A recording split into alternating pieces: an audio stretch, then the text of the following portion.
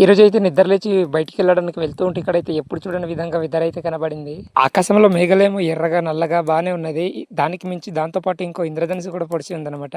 ఇంద్రధనుసు చూడండి ఏ విధంగా కనబడుతుందో. పొద్దున్నే ఇలా ఇంద్రధనుసు కనబడడం ఇదే మొదటిసారి అనుకుంటాను. అంటే నాకు ఎందుకు మొదటిసారి అంటానంటే ఈ విధంగా మేఘాలు చేసినప్పుడు అయితే ఎప్పుడు కూడా ఇంద్రధనుసు అనేది పొడవలేదు, అందుకనే మొదటిసారి అని చెప్తున్నా. ఇక్కడైతే వీడియోలో చూస్తున్నారు కదా ఏ విధంగా మేఘాలు అయితే పండిపోయి ఉన్నాయో.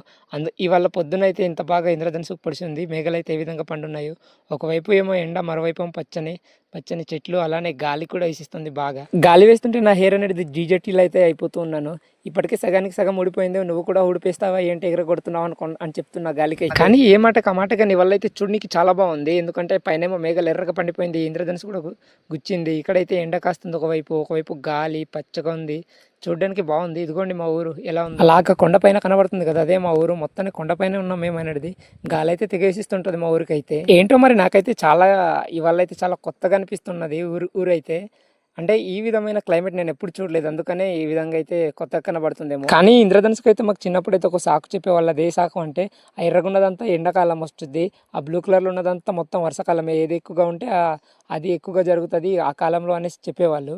అలా చెప్తుంటే మేము అనేది నిజమని నమ్మేవాళ్ళము. మొత్తం 7 రంగులు ఉంటాయంటారు కదా, మరి అదే వాళ్ళు చెప్పింది నిజమో ఏదో నాకు తెలియదు. కానీ ఇంద్రధనుసుకు అయితే మొత్తం 7 రంగులు ఉంటుందని చెప్పారు కాదు చెప్తారు కదా. ఇక అక్కడి నుంచి అయితే నేను అనేది ఇంటికి వచ్చి బ్రష్ చేసి మా మొక్కజొన్న చేని వైపు అయితే వెళ్దాం అనుకున్నాను. అంతలోపు మా బ్రో అయితే కూడా తగిలేడు. దారా మా చేని కూడా వెళ్దాం అనేసి అన్నాడు. వాళ్ళైతే పప్పులు అయితే వేసుకొని ఉన్నారు. అక్కడ మిరపకాయలు కూడా ఉన్నాయి, అలానే బొబ్బర్లు కూడా ఉన్నాయి. బొబ్బర్లు అయితే ఏదో ఎలకలేదు తినేస్తా ఉంది, మిరపకాయలకి అయితే ఏం కావట్లేదు. ఈ పక్షులు అయితే వీటికైతే మేము అనేది పప్పు చేని అని పిలుచుకుంటాం. మేము పప్పు చేనికి వచ్చాము. ఇదైతే చిక్కుడుకాయలు. ఈ చిక్కుటాకులు అయితే తినేస్తూ ఉన్నాయి పక్షులు అనేవి, లేత ఆకులు. ఇప్పుడు రోజు ఇక్కడే కాపలా కాస్తుంటాడు మా బ్రో అయితే. ఇప్పుడేరా కాపు కాయట్లేదంటే ఆల్రెడీ ముదిరిపోయింది కదా రాకులు అనేసి అన్నాడు. అవునా, నేను కూడా మా పప్పు చేని తువ్వినప్పుడు నేను కూడా కాపలా కాసాను రా ఎన్నోసార్లు, నీకన్నా పెద్ద సీనియర్ అని నిన్నైతే తను కామెంట్ చేసుకొని తీసుకొని వస్తుంటే ఇక్కడైతే మా మొక్కజొన్న చేనికి అయితే జొన్నకాయలు అనేది ముదిరిందా లేదని అసలు చెక్ చేస్తుంటే చాలా చాలా అయితే ముదిరిపోయింది కనబడింది. మేమైతే వాడికి 2 నాకు 2 అయితే ఒక 2 అయితే విరుచుకొని తీసుకువెళ్ళాము తిందామనేసి కాల్చుకొని. అరే బ్రో, మా ఇంటి దగ్గర అయితే ఒక నేల పనస పండు అయితే ఉందిరా, వచ్చి వీడియో తీసుకో తర్వాత తిందామనేసి అన్నాడు.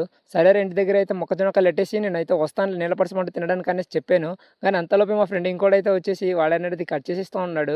నేను అనేది వచ్చాను కట్ చేద్దామని, కానీ వీడియో తీసుకోవడం అయితే మర్చిపోయాను. దాని తర్వాత అయితే దాని పైన లేరు తీసిన తర్వాత అయితే వీడియో రికార్డ్ చేయాలని ఆలోచన వచ్చింది. అంటే దానిపైన తొక్క తీస్తున్నప్పుడు కూడా నేను అక్కడే ఉన్నాను, కానీ వీడియో అనేది రికార్డ్ చేయాలన్న మైండ్ సెట్టే లేదు. మేమైతే ఫన్నీ కామెంట్ చేసుకుంటూ ఉండేము. దాని తర్వాత అనేది బద్దలు అనేది కోసుకుంటే అప్పుడు మా ఫ్రెండ్ అయితే అరే వీడియో అనేది తీసుకోవచ్చు కదా అనేసి అన్నాడు. అవునరా అనేసి అన్నాను. ఆ తర్వాత అయితే వాళ్ళైతే వెళ్ళి సాల్ట్ అయితే తీసుకొచ్చారు, ఈ ప్లేట్కి అయితే పెట్టేసి పోసేసారు. దాంట్లోనే ఇంకేదో కలిపారు వీళ్ళు అనేది పందరా. చాలా వెరైటీగా ఉంది, కానీ చాలా కొత్తగా ఉంది టేస్ట్ అనేది. అండ్ మా వీడియోస్ నచ్చినట్లయితే వీడియోస్ని లైక్ చేసి సబ్స్క్రైబ్ చేసుకోండి.